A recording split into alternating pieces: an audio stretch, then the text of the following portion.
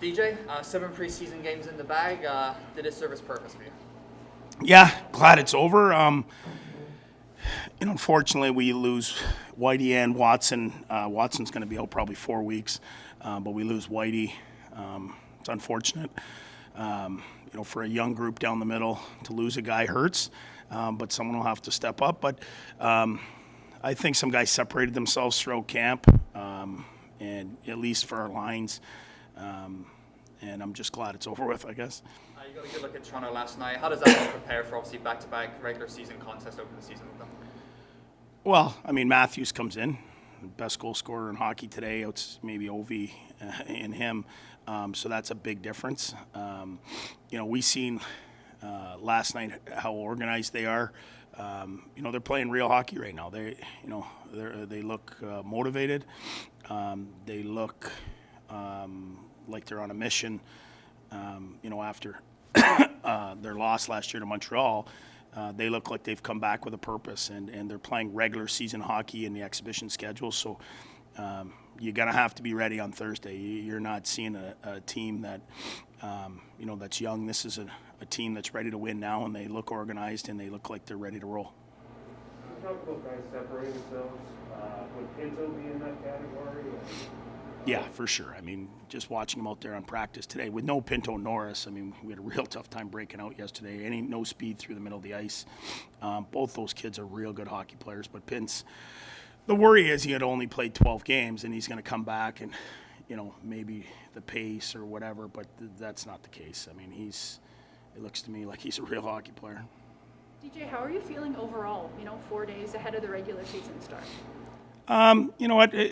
I think we're certainly ahead of where we were a year ago in organizational-wise, our systems, our special teams. Yesterday was a blip. With so many guys that aren't on that power play, it was tough to put a group together. But our pace, our conditioning, it's just, we run into a couple injuries. Obviously, Brady's not here. There's some holes there. Some guys are going to have to fill in, and we're going to have to play a real tight brand of hockey to get points here early. Do you have any clue on when you think Brady might be here? No, I let those guys do all that, and I leave Brady his space. I touch base with him a couple times, just to make sure he's skating and in shape and stuff like that. But, I don't want to infringe on his rights there. And then also, it's not my job. My job's to coach a team, stay in my lane, and their job's to give me the players. So when he gets here, I'll coach him. How big of a loss will Austin Watson be for the next 4 weeks? Obviously his physicality and being in the league and leadership, but it's his energy day to day and on the bench, and holding guys accountable. That is stuff you don't see from up top. How much the guys respect him, how hard he plays, and that's where we're going to miss him. He can call anyone to the carpet at any time because he's willing to do anything for the team, whether it's fight a guy that's twice the size of him or block a shot or whatever the case may be.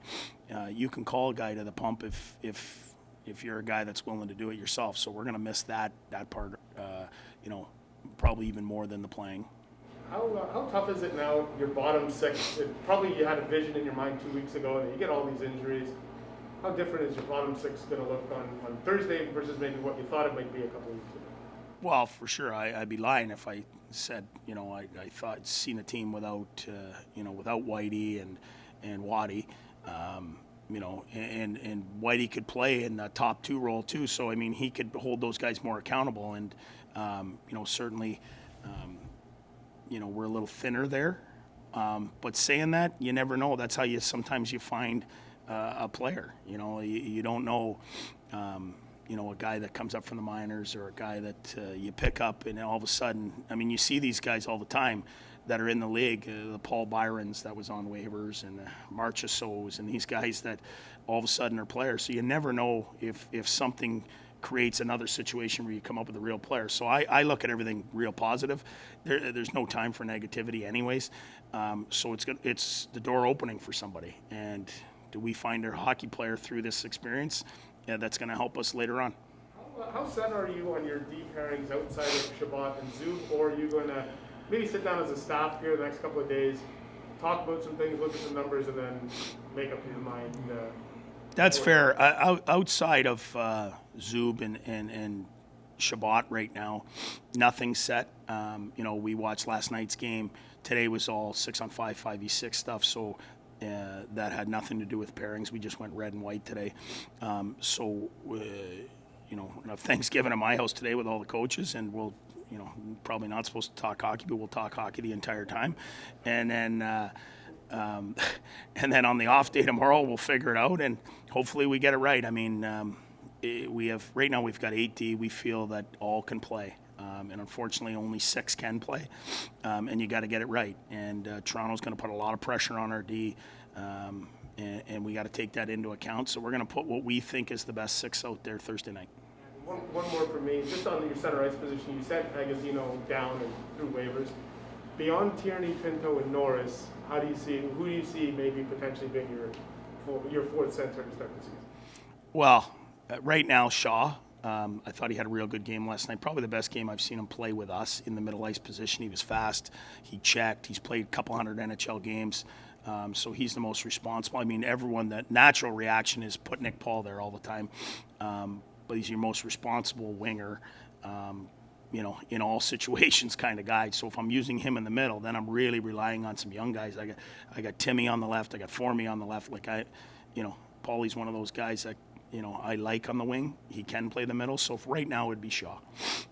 Now, sorry, with center, and you're leading up to Monday afternoon. Are you talking with Pierre at all? Who might be out there? Yeah, I mean, Pierre keeps me in the loop, but I mean, it's their job. I mean, it's the same as me with the coaching and them. I mean, ultimately, I make the decisions when it comes to the lines and what happens out there, and Pierre and the scouting staff will give me who they think, if they think a guy can help us, they will, and they always keep me in the know. And I have, obviously they let me have a say, but it's their job. And like I say, I hit the line from Lou Lamoriello: just stay in your lane and do your job. And they're hired for a reason. All our scouts and everyone is to get players, and if they get me somebody to help me, I'll use them. Training camp is we make so much about players and who's standing out and everything, but for yourself, even as a coach, and especially with the situation you're in right now, is it a test for you to figure out who's going to work well together and adapting to the ever-changing situation with Brady, with injuries?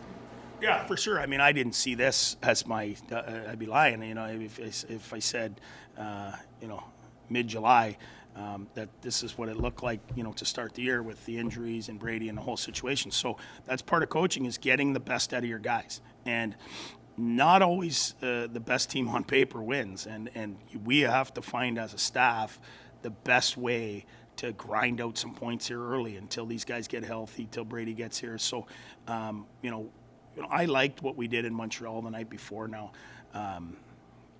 with Pinto and Norris in the lineup, we're a significantly better team down the middle. We have a lot more pace, a lot more speed, a lot more ozone play. So, it's up to us now to find. I think we've got the top 2 lines. It's the bottom 2 right now, to get a little more identity there, a little more structure, a little more offense, and find the guys that we think are going to work for us. So, again, while we're not talking hockey today, we'll be talking hockey. Can I just look at the goalies? I know you say you're not a goalie guy. You let the goalies do their thing. Are you being happy with Matt Murray through training camp? All the goalies have been good. Just to let you know as well, so you're not going to ask me tomorrow. We just sent Gus back to Belleville. It's situation. I'm sure he'll be up and down all year with the way goalies, are sick or get hurt or whatever the case may be. We think he's going to be a real good goalie. But our goaltending's been spectacular through exhibition. They've given us every opportunity every night to win. And I think a lot of coaches in the league think they know goaltending. They're mad at every goal that goes in. I'm no different. But at the end of the day, I really don't know goaltending. So I had Berkey with me in Oshawa. He played net in the NHL. So I'm going to lean with him. And he, in my opinion, he's done a really good job. And our goaltending looks real solid.